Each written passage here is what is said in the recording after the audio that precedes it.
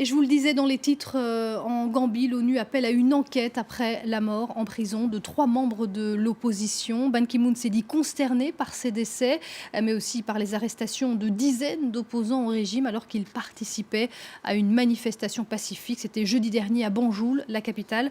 On va en parler tout de suite avec notre invité, cher Sidi Abayo. Bonsoir. Bonsoir. Vous êtes vous-même opposant gambien en exil en France. L'ONU réclame une enquête. On sait que l'un des leaders qui est mort en prison, c'est Solo Sandeng, leader du Parti démocratique uni. Quelle est l'identité des 2 autres victimes? Il s'agit de Fatoumata Diawara, qui est une militante du parti principal d'opposition, le Parti de l'Union démocratique, et d'Aliou Cissé. Aliou Cissé est un journaliste indépendant, dont tous les 3 ont été arrêtés suite à une manifestation justement des militants de ce parti UDP. Ce qui s'est passé concrètement, moins de 48 heures avant la fin de la garde à vue légale en Gambie, nous apprenons par source policière que Solo Sandeng a succombé à ses blessures.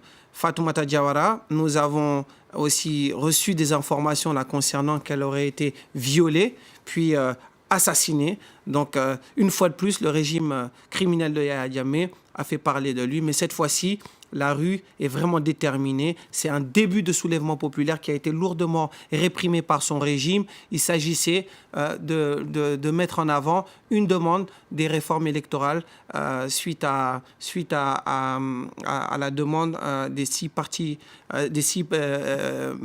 politiques gambiens. Il y a de cela 5 mois. Donc ils sont descendus dans ces rues. Encore une fois, je reviens à la mort de ces opposants, puisque l'ONU a réclamé encore une fois une enquête.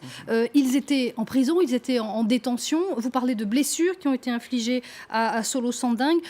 Quelles sont les informations sur les circonstances justement de ces blessures et de la mort de ces différents opposants? Pour l'instant, on est bien obligé de rester sur les informations qu'on a reçues des sources policières gambiennes. Vous savez, la Gambie, c'est un petit pays, c'est un pays qui est très pacifique. C'est la première fois dans l'histoire du pays, et surtout depuis l'accession au pouvoir de Yahya Jammeh, qu'il y a des exécutions aussi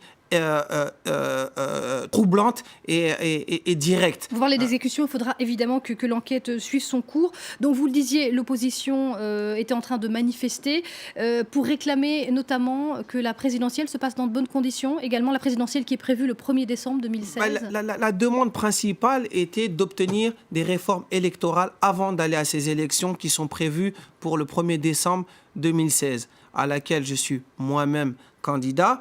D'ailleurs, dès que j'ai eu information du décès de Solo Sandeng, j'ai décidé de suspendre ma pré-campagne présidentielle et d'appeler justement à faire justice et de savoir réellement ce qui s'est passé. Donc, bien évidemment, nous allons attendre ce que cette commission indépendante, en tout cas cette commission d'enquête indépendante qui doit être envoyée à Banjul dans les plus brefs délais, nous dira. Mais une chose est sûre, nous savons ce que Yahya Jammeh est capable de faire à son peuple et ce qu'il est capable de subir à son peuple. Je félicite au passage effectivement la condamnation de l'ONU, mais celle aussi des États-Unis, d'accord? Et j'appelle aussi le président Macky Sall de la CEDEAO à suivre les condamnations de l'ONU et des États-Unis et à jouer un rôle majeur dans la fin du régime de Yahya Jammeh qui, je pense, est imminent. Merci d'être venu sur le plateau de